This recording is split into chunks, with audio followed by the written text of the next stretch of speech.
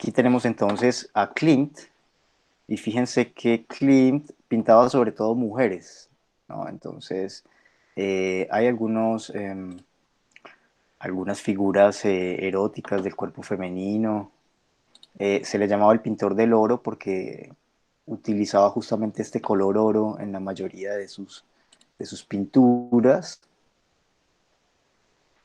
Y a este movimiento de pintores vieneses eh, se les va a conocer como, o se va a conocer más bien como un movimiento de secesión, de ruptura con la pintura clásica o con pintores pues, de su época.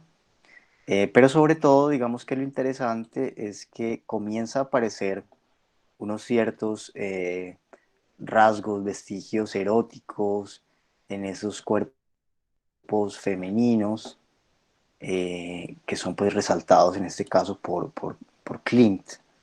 Bueno, ahí vamos viendo como algunas de sus obras, algunas de sus pinturas. Ustedes pues luego ya podrán seguramente hacer un recorrido más detallado de estas pinturas. Eso simplemente era como para ilustrar brevemente de qué se trata. Y tenemos por otro lado al señor Chile, que era su discípulo. Y según nos cuenta el autor que hemos leído, miren que esta es una figura que está inclusive en nuestra portada del curso.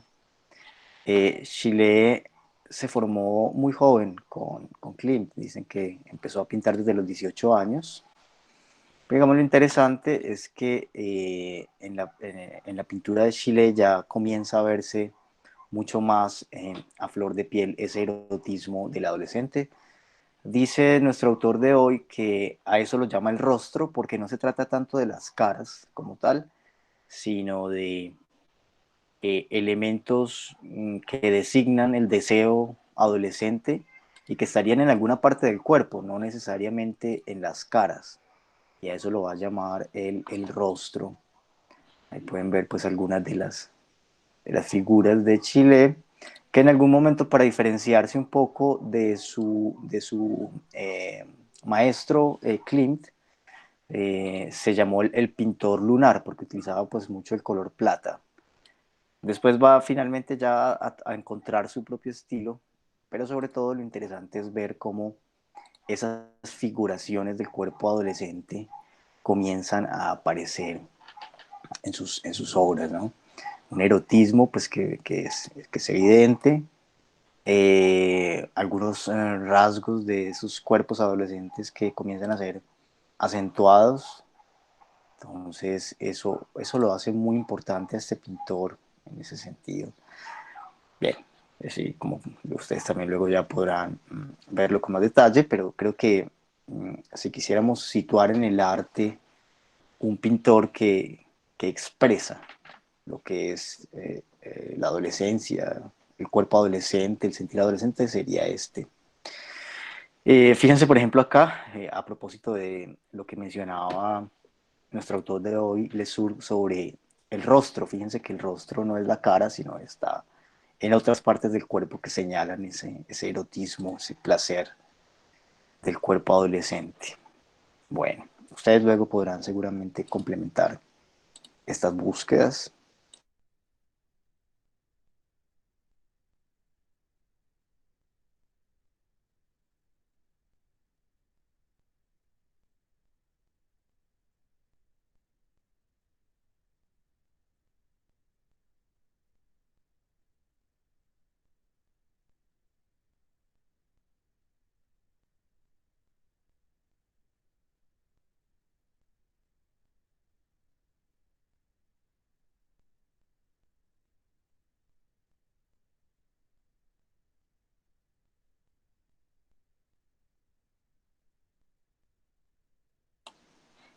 Gracias, Duan.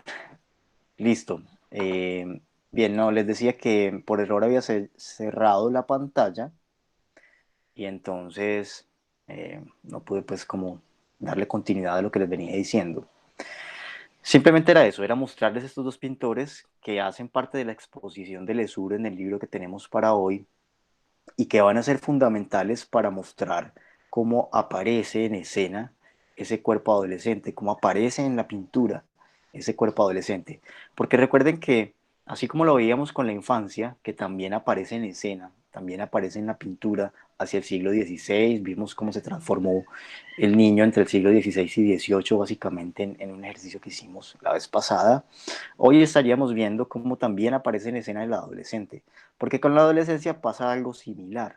Y es que si bien pues las distintas culturas a lo largo de la historia han designado de alguna manera ese periodo de la vida humana, eso no quiere decir necesariamente que haya existido como particularidad ese sujeto adolescente, sino que ese sujeto adolescente es más bien una invención de finales del siglo XIX y principios del siglo XX.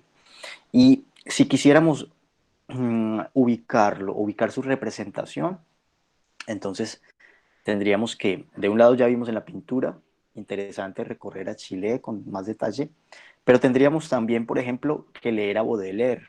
Baudelaire es uno de los poetas que comienza a hablar de la adolescencia y pasa algo similar a lo que ocurre entre Klimt y Chile, que son los dos autores que revisamos. Pasa que con Baudelaire, él va a iniciar, digamos, mostrando ese cuerpo adolescente en sus relatos poéticos, y luego también Rimbaud, que es otro poeta más adelante de Baudelaire, continúa haciendo lo mismo. Entonces también si quieren buscar en la poesía, sería muy interesante que recurrieran a este par de autores. Y hay un texto que tuvimos que sacar de nuestro recorrido por el tiempo, que es una obra de teatro, un guión de teatro de un autor llamado King, se escribe con W, y su texto se titula Despertar de Primavera. Este es un texto de finales del siglo XIX y comienza ya a mostrar ese texto cuál era el sentimiento que empezaba a florecer, a emerger respecto a ese periodo de la vida, pero sobre todo a ese sentimiento, a esa experiencia del cuerpo adolescente fundamentalmente. Entonces eso pues como para situar unos elementos escritos, literarios y pictóricos, artísticos entonces, que nos permiten ver desde otra óptica el nacimiento de la adolescencia, como está titulada esta clase. Avancemos un poco entonces con la propuesta de Lesur. Supongo que no ha sido un texto tan sencillo de abordar porque tiene bastantes elementos relacionados pues con el lenguaje psicoanalítico y más con un lenguaje psicoanalítico lacaniano que hace que en ocasiones pues no sea tan sencillo eh, acercarse a ese lenguaje si uno no lo ha hecho previamente. Entonces por eso yo me voy a permitir quizá aclarar algunos conceptos, algunos elementos para que la, la propuesta del autor sea un poco más comprensible. Básicamente él tiene un punto de partida y es que varios autores contemporáneos han mencionado que hay un cambio sustantivo en la subjetividad. Y ese cambio sustantivo en la subjetividad en la época actual parece mostrar que hay algo así como una especie de sociedad adolescente, como que todo el mundo se comportara de una manera muy similar a como usualmente o estereotipadamente tendemos a decir que se comportan los adolescentes. Ese es un elemento pues importante para señalar. Él menciona allí algunos de estos autores, pero sobre todo también menciona algunos de los rasgos psicopatológicos que se le atribuyen a los sujetos en la época actual. Entonces él menciona el caso de la depresión, que evidentemente si revisamos, por ejemplo, estadísticas de la OMS, vemos que hay varias alarmas porque se considera casi pandémico en términos psicopatológicos el, digamos, los casos de depresión que cada vez son más en el mundo. De otro lado, también él nos menciona que otras afecciones contemporáneas que están en relación con esta situación serían, por ejemplo, estas experiencias límite, ¿cierto? Que tienen que ver con ciertos comportamientos, por ejemplo, autolesivos, escarificaciones, incluso también con algunos intentos suicidas. El mismo suicidio también hoy es considerado epidémico por la OMS. Entonces fíjense que son varios comportamientos de la época actual que parecen señalar que sí hay como unos ciertos cambios, a diferencia de lo que ocurría por en la época, digamos, de Freud, por ejemplo, ¿no? Entonces ese es un aspecto como que me parece importante tener en cuenta. Entonces, ¿cómo explicar esos cambios? Pues varios autores intentan introducir algunas teorías o a partir de los ejercicios clínicos unas observaciones que puedan explicar qué está llevando a que se den esta serie de comportamientos, sobre todo en los adolescentes. Y ahí pues tenemos un recorrido que es importante para poderlo entender. El primero de ellos tiene que ver con que, según el psicoanálisis lacaniano, y este es el lenguaje que tenemos que comenzar a descifrar, a decodificar en una clave más sencilla, según el lenguaje lacaniano, el otro es un otro con mayúscula, acá lo llama el gran otro, es aquel que eh, impone unos significantes o genera un sistema de significantes al sujeto para que él pueda articularse al mundo de la cultura. Es decir, que cuando un niño nace, por ejemplo, llega a un mundo ya simbolizado, hay unos discursos que se permiten además explicar qué es el niño, qué debería hacerse con él, en fin. Entonces hay una serie de discursos. Ese campo discursivo lo va a llamar Lacan el otro, con mayúscula, no el otro con minúscula, que sería, por ejemplo, su mamá, su papá, sus cuidadores, no.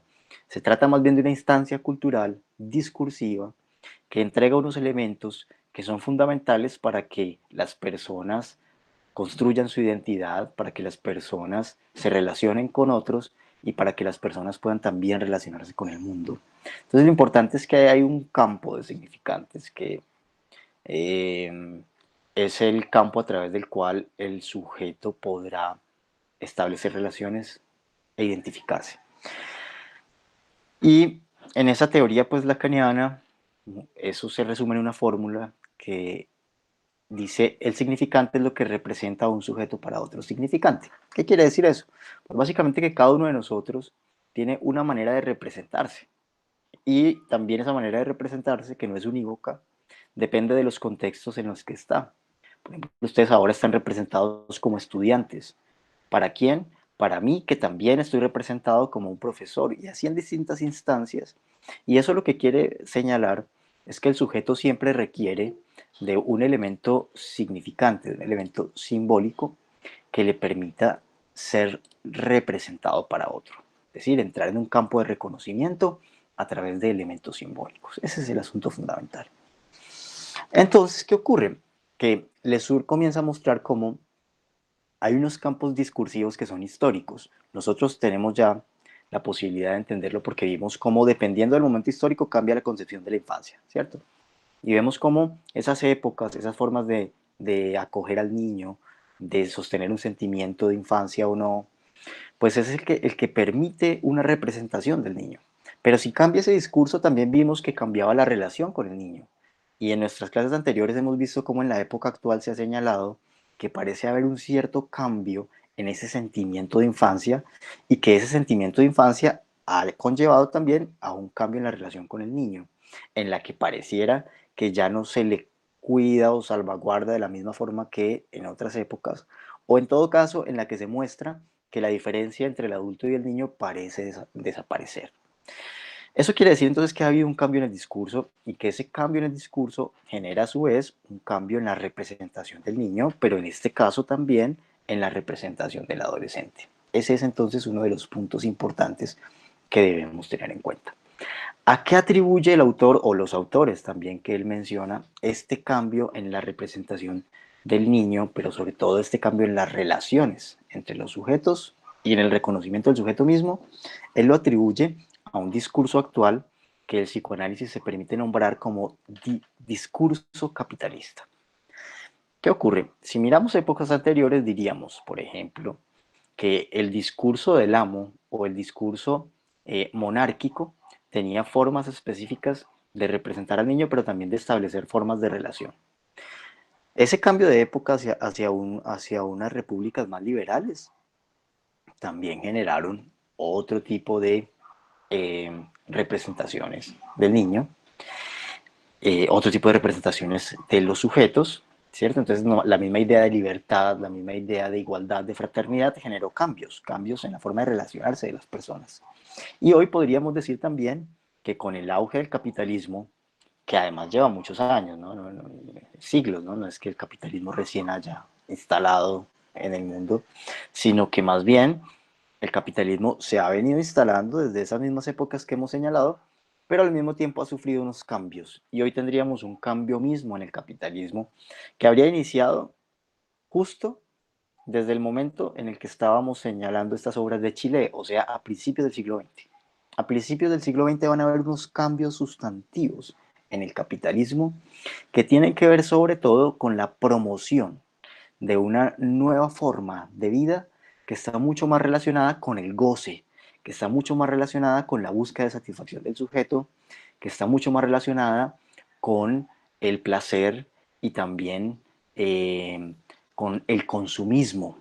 Entonces ese capitalismo que comienza a instalarse en el siglo XX y que genera, promueve formas de satisfacción ligadas al consumismo, se va a valer de unos referentes importantes para promover el goce, para promover esas formas de consumismo. Esas representaciones que utiliza, esas formas que utiliza, están muy ligadas al cuerpo y muy ligadas a la sexualidad. Si ustedes revisan, por ejemplo, parte de las propagandas ya actuales, pero también de tiempos anteriores, se habrán dado cuenta de que muchas de ellas están relacionadas con un cuerpo femenino o con un cuerpo infantil o en todo caso con un cuerpo erotizado. El cuerpo parece ser un elemento fundamental asociado a la venta de mercancías en el capitalismo de consumo. Entonces esto va a ir generando unos cambios necesariamente, pero no solamente porque el capitalismo utiliza el cuerpo infantil o el cuerpo adolescente o el cuerpo femenino para vender un producto, eso mismo genera el cambio. Lo que genera el cambio es sobre todo la promoción, la idea de que el sujeto lo que debe buscar para lograr autorrealizarse es la satisfacción, de que el sujeto lo que debe buscar para lograr ser feliz es el goce. Entonces tenemos es más bien un cambio de discurso que comienza a promover una cultura del placer, una cultura de la satisfacción, una cultura de la búsqueda del goce. Y ahí sí habría un cambio sustancial con respecto a las otras sociedades anteriores, a las otras épocas históricas. ¿Por qué? Pues porque básicamente las otras épocas históricas, si lo revisamos, por ejemplo, en el caso de la monarquía, si lo revisamos también incluso en el principio de esas épocas de las repúblicas liberales, pues hay una cultura que es una cultura basada en la prohibición, basada en la renuncia, basada en la postergación del placer. Esas culturas en realidad eran culturas más de un orden prohibitivo. En vez de promover el orden, el goce sexual, en vez de promover la satisfacción sexual, lo que hacían era restringirla y lo que hacían era instalar una serie de mecanismos para regularla. Entonces había una exagerada regulación de la vida sexual de los sujetos, a causa de lo cual enfermaban. Entonces fíjense que hay una diferencia importante que habría que anotar, que si bien el autor menciona rápidamente, podríamos detenernos un momento en ella. Habíamos hablado la vez pasada, brevemente mencionamos, cómo era que Freud se había ocupado del tratamiento de las histéricas. Y habíamos mostrado que la histeria era una epidemia de la época de Freud, del siglo XIX, del siglo XVIII también. Y habíamos dicho también que observaciones de médicos y psiquiatras mostraban que buena parte de las causas de la histeria eran atribuibles a la sexualidad. Sobre todo lo que se decía era que la, las prohibiciones y toda la moral que había en torno a la sexualidad y el desconocimiento de la sexualidad femenina, en otros términos, una represión sexual propia de la época victoriana, pues había generado eh, un tipo de afección llamada neurosis e histeria. La neurosis y la histeria, según la teoría psicoanalítica, se produce por efecto de la represión. Teníamos entonces una represión que era psíquica, pero que también era cultural, que era redoblada por la cultura, porque la cultura prohibía el goce sexual. Entonces eso Esa va a ser, digamos, la hipótesis de trabajo de Freud y en general del psicoanálisis. ¿Cuál es la hipótesis? La hipótesis sencillamente es que las prohibiciones generan a través de la represión unas dificultades, unos malestares psicopatológicos que luego aparecen en el cuerpo, aparecen como síntomas. Y de esos síntomas es que comienza a ocuparse el psicoanálisis. Pero ¿qué pasa cuando tenemos una inversión en esa lógica? ¿Qué pasa cuando aparece un discurso que en vez de prohibir, promueve la satisfacción? Pues eso necesariamente genera una transformación en todas las formas de relación y también en todas las formas de comprensión del propio cuerpo y de experiencia en torno a la sexualidad y a la identidad. Ese es uno de los cambios importantes entonces que habría que anotar y que el autor menciona como las chácharas posmodernas. Entonces él va a decir que hay unas chácharas que aparecen producto de ese discurso capitalista y que él las organiza en cuatro. Dice, hay una cháchara de la ecología, ¿no? Pues porque se dice que todo que hay que reutilizarlo, que no hay que contaminar. Bueno, digamos, él dice que hay pues, una cháchara, como él la llama, que sería pues como un discurso relacionado con eso, que en realidad no alivia el problema, pero que sí instala una cultura, la cultura de la ecología. Otra, que es una cháchara de la tecnología, que dice, que promueve una idea de que a través de la tecnología todos lograríamos ser felices o todos lograríamos un mayor bienestar, o en todo caso que la tecnología provee cierta satisfacción. Y por eso también vemos que hay un consumo constante de herramientas pues, tecnológicas, de dispositivos, de celulares, en fin, y cada vez pues será mucho mayor. Dice que hay otra cháchara o un discurso entonces que es el discurso del programador. Y ese discurso del programador tiene que ver con lo que hoy se menciona, por ejemplo, a propósito de la pandemia. A propósito de la pandemia se dice que todos tenemos que reinventarnos porque el mundo ha cambiado y si nosotros no nos adaptamos a ese mundo que ha cambiado, eso lo mencionan como si no nos reinventamos, entonces nos vamos a quedar atrás. Entonces es como un discurso que promueve, eh, digamos, la posibilidad de que los sujetos se formen a sí mismos, inviertan en sí mismos, en su carácter, eh, por ejemplo, que se programen para ser exitosos. Es todo un discurso relacionado con esa programación que hoy llamamos incluso neurolingüística. En todo caso, lo que va a mencionar el autor en el fundamento es que todas estas que él llama chácharas, todos estos discursos, en realidad lo que hacen es promover una idea de que es posible el goce, de que es posible la satisfacción. Y eso pues entra en contradicción con lo que usualmente habían dicho y conforme se habían organizado los discursos en otras épocas. Porque los discursos en las otras épocas lo que hacían era mostrar todo lo contrario, que la satisfacción inmediata no era posible, que había siempre que aplazarla y que por lo tanto había que establecer unas renuncias para poder vivir en cultura. Entonces lo propio de la vida en cultura en otras épocas distintas a esta llamada del discurso capitalista, pues era que eh, había que establecer una renuncia y una separación, sobre todo relacionada con esas figuras parentales que son las primeras figuras a través de las cuales el sujeto transfiere sus deseos, transfiere sus intenciones de satisfacción. Recuerden que habíamos tocado brevemente en algunos de nuestros encuentros el tema del complejo de Edipo. Y que para resumirlo, la vez pasada dijimos pues que básicamente el complejo de Edipo se trataba de lograr que los sujetos se distanciaran de su familia, porque ese distanciamiento de la familia era importante para que el sujeto se integrara en la sociedad.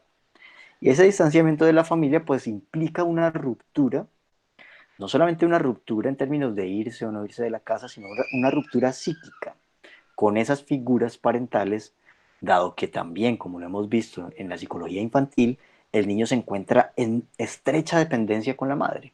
Entonces esa dependencia con la madre, esa estrechez en esa relación, hace que sea necesario un distanciamiento para que él logre cierta independencia, pero también para que sea posible que ese sujeto se integre al mundo cultural.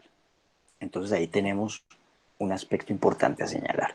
La diferencia entre esas otras culturas y esa cultura actual es que como no están esas prohibiciones tan claras, les cuesta más a los sujetos establecer esos procesos de separación con sus figuras parentales. Cuando no es posible establecer esa separación, pues esto genera unos efectos en el comportamiento del sujeto y en su sistema de relacionamiento con los otros necesariamente.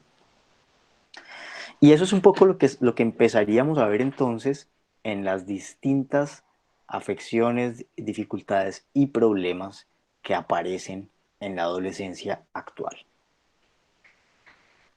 Esto en relación con lo que el autor menciona sobre el cambio de la época y sobre el efecto que tendría ese cambio de la época en la adolescencia.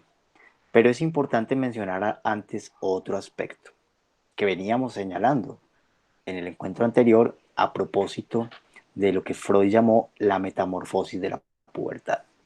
Es importante señalar que, y esto ya no se trata de una época, sino que se trata justamente del desarrollo psíquico del adolescente, habíamos mostrado que el problema también de la adolescencia era que había un despertar de la sexualidad y que ese despertar de la sexualidad estaba relacionado con la sexualidad infantil. O sea, lo que veíamos era que había una sexualidad infantil que había sido pues desconocida sobre todo por la psiquiatría, pero que es evidente en el comportamiento de los niños, que es reprimida en algún momento, reprimida a través de eso que llamamos el complejo de Edipo, pero que vuelve y aparece en la adolescencia.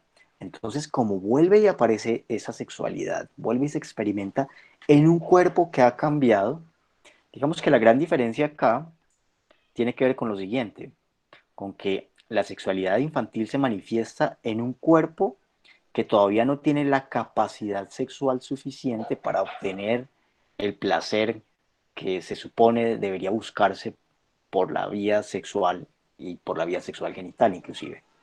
Entonces, esa sexualidad se manifiesta en un cuerpo que todavía no está apto biológicamente para lograr una satisfacción completa. Pero además es reprimida, ¿cierto? Reprimida sobre todo por ese campo de relaciones que mencionamos como complejo de Edipo, que hace que los niños renuncien a parte de esa sexualidad autoerótica que observamos en comportamientos como la masturbación infantil. Esa renuncia entonces genera un cierto estadio que Freud llamó de latencia, que hoy está muy cuestionado, pero que podríamos decir es un cierto periodo en donde no se hace muy manifiesto ese comportamiento sexual, que vuelve y reaparece en la adolescencia porque ahora sí, en términos biológicos, hay unos cambios importantes en el cuerpo, hay unos cambios importantes en las hormonas que hacen que su cuerpo vuelva y reexperimente esa sexualidad, pero ahora en un cuerpo que ya tiene, digamos, unas tendencias, unas búsquedas a la satisfacción aptas. Entonces, hay unos cambios que no podemos desconocer en esos cuerpos, que son también los que está señalando Chile en sus pinturas, que está mostrando que esos cuerpos han cambiado, que hay unas metamorfosis y que esos cuerpos en esas zonas que llamamos erógenas están en una constante búsqueda de placer. ¿Qué ocurre entonces? Normalmente, si tuviéramos una sociedad basada en la restricción, basada en la represión, con esta metamorfosis de la pubertad, porque este proceso se va a dar, estemos en la sociedad capitalista o estemos en otra sociedad. O sea, el paso de la sexualidad infantil a la sexualidad adolescente va a marcar necesariamente unas transformaciones importantes, independientemente del tipo de sociedad. Pero ¿qué va a ocurrir normalmente en la sexualidad adolescente si estamos en una época distinta a la actual, en una época un poco más restrictiva y más prohibitiva?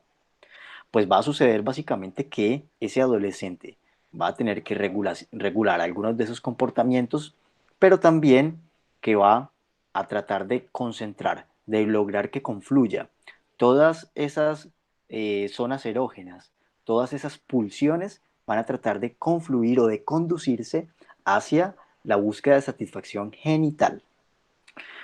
Usualmente las sociedades que hacen, ¿cómo conducen eso?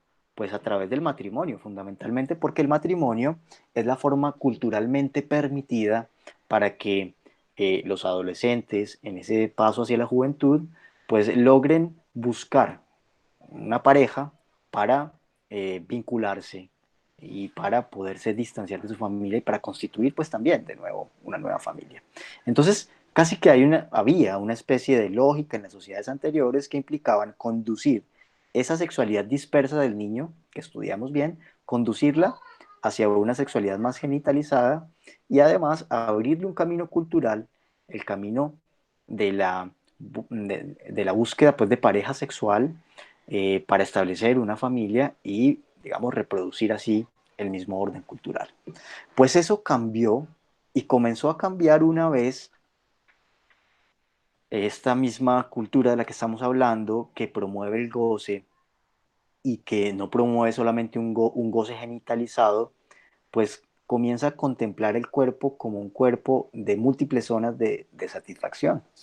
Entonces ahora esa sexualidad ya no está conducida toda hacia la sexualidad genital, hacia la sexualidad fálica, como lo veíamos la vez pasada, sino que es una sexualidad múltiple. Y por eso también, si acuñamos el término de Freud de la infancia como un periodo perverso polimorfo, diríamos es una sexualidad perversa en ese sentido. Entonces también por eso, si se quiere en términos psicopatológicos, podríamos decir que hay un poco más manifestaciones en la época actual de esa sexualidad de orden perverso. Perverso en el sentido de que no está únicamente dirigida a la satisfacción de orden genital, sino que es una sexualidad múltiple. Eso entonces está muy reforzado por el discurso contemporáneo que promueve el goce, que promueve la satisfacción, y ahí es donde habría entonces una diferencia en esa metamorfosis de la pubertad. Pero ¿qué es lo que ocurre? Porque diríamos, bueno, pero eso no es que tenga pues un efecto negativo necesariamente en los cuerpos adolescentes o en la sexualidad humana. Digamos que más bien el problema está en lo siguiente. El problema está en que es un discurso, que es una época que promete que sí es posible obtener una satisfacción completa y que promete que esa satisfacción se logra a través de objetos que se venden en el mercado. Llámese objetos, mercancía o llámese también otras formas de consumo, ¿no?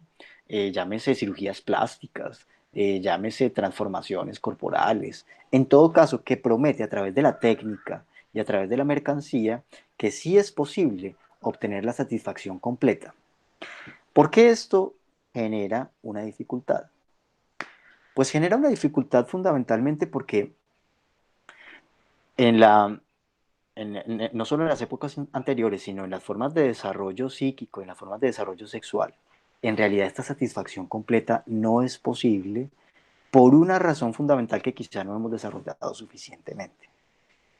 Esto tiene que ver con algo que el autor nombra varias veces, atribuyéndolo justamente al señor Lacan, que es el objeto A. Pero voy a resumirlo de la siguiente forma. Cuando el niño tiene, en esas primeras épocas de su desarrollo, una experiencia de satisfacción, recuerden que lo mencionamos cuando hablamos de las pulsiones, cuando hablamos de la motricidad, cuando hablamos también del estadio del espejo.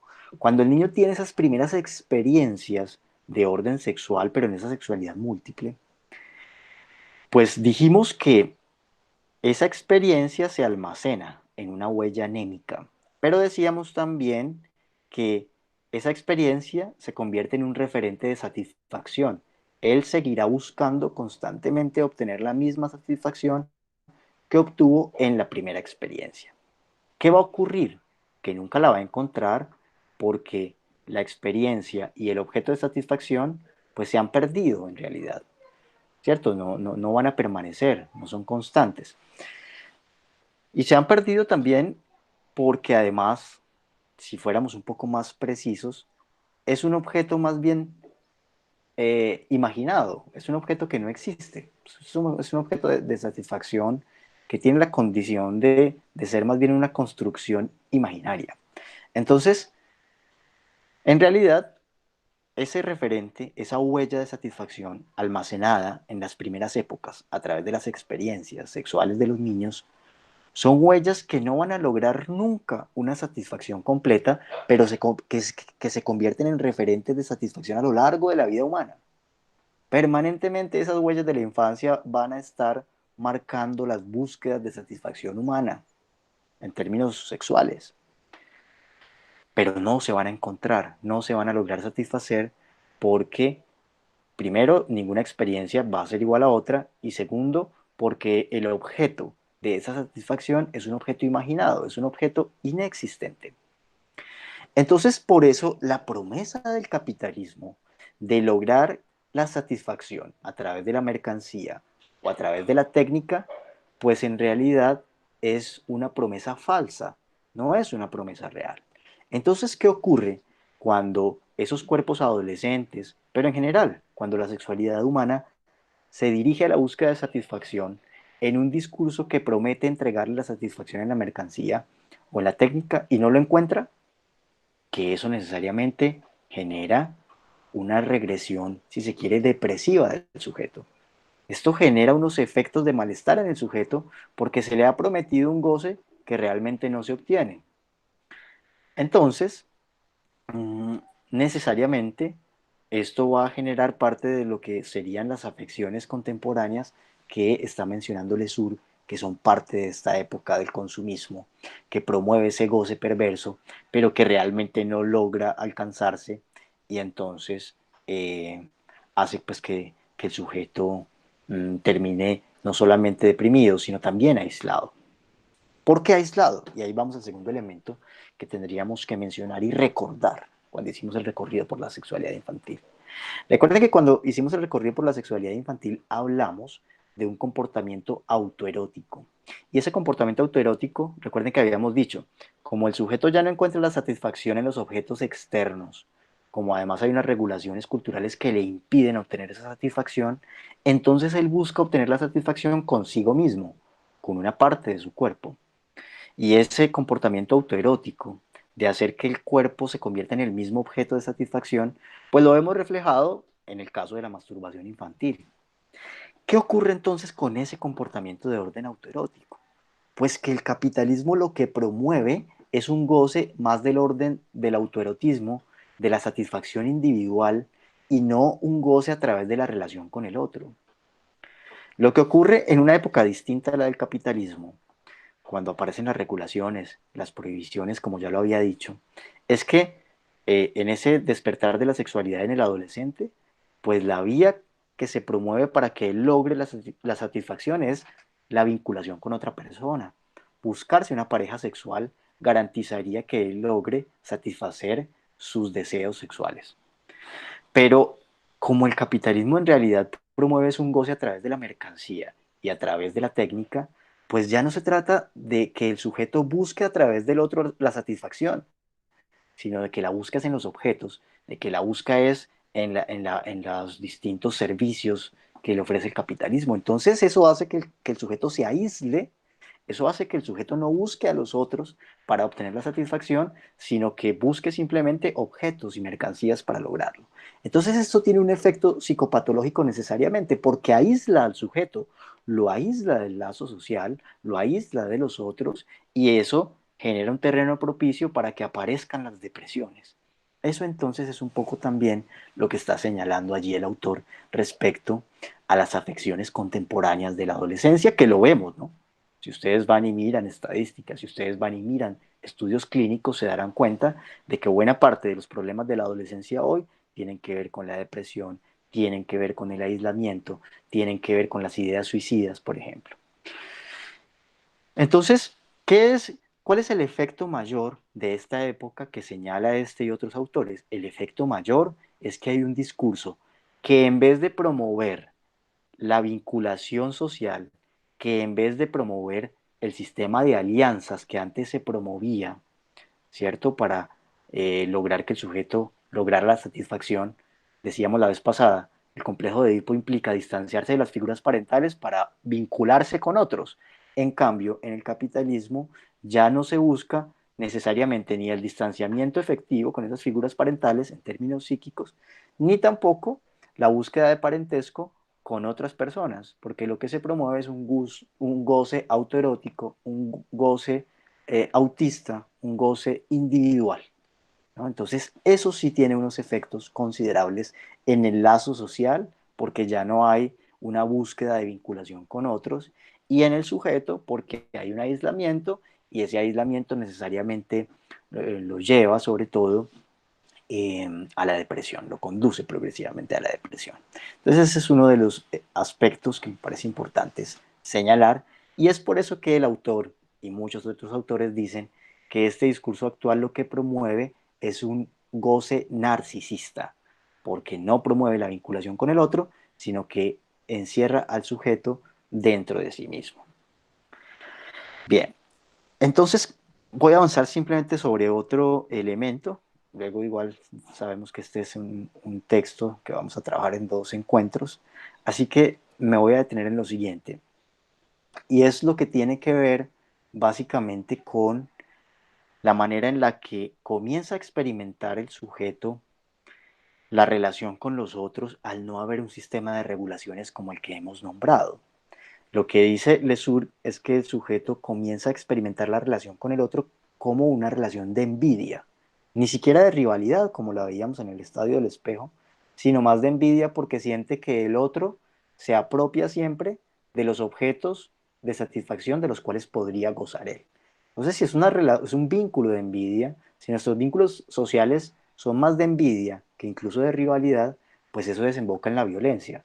Porque cuando yo tengo envidia, la envidia está concentrada en la intención de tener el objeto que el otro tiene. Y para yo tener el objeto que el otro tiene, pues tengo que desposeerlo a él de ese objeto, tengo que robárselo, quitárselo, en todo caso. Entonces, eso es algo de lo que él empieza a mostrar que hace parte de los comportamientos adolescentes, que lo podemos ver en las distintas formas de violencia y agresión que hay en la escuela entre adolescentes, que lo podemos ver también en las distintas formas de agresión que hay entre los niños, entre los hermanos, por ejemplo, pero que lo podemos ver sobre todo en las formas de violencia que hay entre pandillas, entre combos en los barrios, que son más unas relaciones de envidia que incluso de rivalidad. Entonces el problema con la envidia, dice Lesur, es que excluye al sujeto del goce, excluye al sujeto de la satisfacción y la única forma que tiene el sujeto de lograr buscar la inclusión en la satisfacción o en el goce es excluyendo al otro. Y excluir al otro pues es básicamente quitarle la vida en todo caso o sacarlo de la escena. Entonces esto sí va a generar, va a desembocar en unas formas de violencia que se hacen mucho más evidentes en nuestras sociedades actuales. Termino con lo siguiente, es algo que pues él va a desarrollar en extenso en una viñeta clínica. Y es el asunto que él retoma de este niño que es retirado de su madre porque ésta se separa de su papá y se va a vivir con su madre, o sea, con la abuela de los niños, y la abuela se lleva a los niños y los entrega pues en un lugar pues para niños huérfanos, digamos, ¿no? Y la mamá va a visitarlos después de 2 años, sus visitas son ocasionales, y siempre le está prometiendo volverlo a llevar a casa. Lo que va a mostrar ahí Lesur es que esta es una mamá que se comporta como una niña y él lo señala bien, es una madre que no logra comportarse efectivamente como una madre cuidadora, como una madre protectora, como una madre que logra hacerse cargo, hacerse responsable de ese hijo, sino que más bien es una madre que es una niña más que se ha ido a resguardar en los brazos de la madre de ella, es decir, de la abuela de los niños, y que se ha quitado toda responsabilidad en relación con estos niños. Y entonces lo que comienza a mostrar Lesur es cómo esto desemboca en una depresión de este niño que no logra ser acogido, que no logra ser reconocido por esa madre, que no tiene un lugar. Incluso el niño relata cómo cuando la mamá promete llevarlos a una vivienda que ha encontrado para irse pues a vivir lejos de la abuela, ella en sus relatos habla de que hay una cama y entonces el niño se pregunta cómo van a caber allí si son 2 hijos. En todo caso, esto muestra que el niño no tiene ya un lugar allí. Esto muestra, como lo veíamos con Narodowski, que en una sociedad en donde ya no hay una generación que se diferencie, es decir, en una sociedad en donde hay una indiferenciación generacional, no hay adultos ni hay niños, sino que en esa zona indiferenciada, diríamos, todos se comportan como adolescentes. Un niño que es movido rápidamente hacia la experiencia sexual, hacia la información sin reserva, es decir, que es sexualizado progresivamente, es casi un niño que se convierte en adolescente muy rápido. Y un adulto que nunca asume realmente la responsabilidad del mundo de los adultos, pues es un adulto que sigue siendo un adolescente. Entonces esa franja indiferenciada entre niños adolescentes y padres adolescentes hace que aumenten también las formas de rivalidad, pero hace también que sea mucho más difícil para los sujetos lograr un distanciamiento efectivo y lograr una integración efectiva en la cultura. Esa es una de las dificultades mayores que tendríamos, por las cuales estaríamos atravesando, por efecto ya sobre todo del cambio de época, pero también por efecto de ese desarrollo psicosexual que hemos venido trabajando desde el inicio con la sexualidad infantil. Eso es pues básicamente eh, lo que menciona pues el autor en esta primera parte que hemos trabajado. Hay otros aspectos que tendremos seguramente que desarrollar. Voy a dejar hasta ahí para darles a ustedes la palabra y que puedan también hacer comentarios o preguntas